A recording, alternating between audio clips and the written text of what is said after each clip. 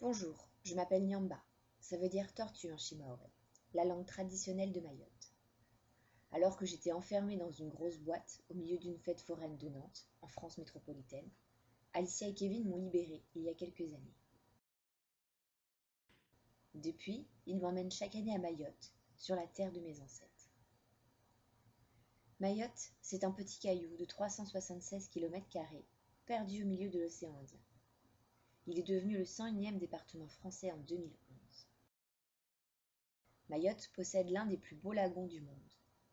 À seulement quelques coups de palme de la plage, les humains peuvent y nager au milieu de coraux et de poissons de toutes les couleurs. Et surtout, je peux y retrouver toute ma famille et mes amis. Nous sommes parfois un peu dérangés par quelques touristes, mais ils ne sont pas trop nombreux et ils sont le plus souvent respectueux. Parfois, je m'aventure un peu plus au large et j'y croise des animaux beaucoup plus gros que moi, comme des dauphins. De temps en temps, quelques humains équipés de palmes, de masques et de tubas ont la chance de nager avec eux. Et si les humains sont gentils avec eux, les dauphins acceptent de jouer avec leur bateau.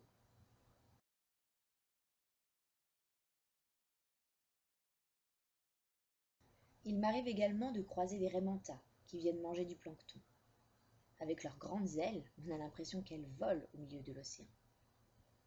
Et puis, de juillet à septembre, c'est la période des baleines à bosse. La première fois que j'en ai croisé une, j'ai eu peur. Elles sont énormes. Elles viennent à Mayotte pour se reproduire ou pour donner naissance à leurs petits baleineaux. Enfin, petits. Ils sont bien plus gros que moi. Bref, Mayotte, c'est un petit paradis, mais il est très fragile. Toute cette biodiversité est menacée par les déchets que les humains laissent traîner un peu partout et qui terminent dans l'eau. Mais aussi par la surpêche des gros bateaux qui détruisent les fonds marins. Et surtout par le dérèglement climatique. Les eaux se réchauffent, les coraux souffrent, et c'est tout un écosystème qui est menacé. Sur la centaine de bébés tortues qui vont émerger de ce nid, seule une de mes amies atteindra l'âge adulte. Les oiseaux qui veulent nous attraper à peine sortis du sable, les gros poissons qui veulent nous manger lorsque nous avons atteint la mer, nous avons beaucoup de prédateurs. Mais c'est la nature, et nous n'avons pas besoin que les humains ajoutent des obstacles sur notre chemin. Alors c'est à vous, les humains, d'agir pour sauver le climat, l'océan et ses habitants.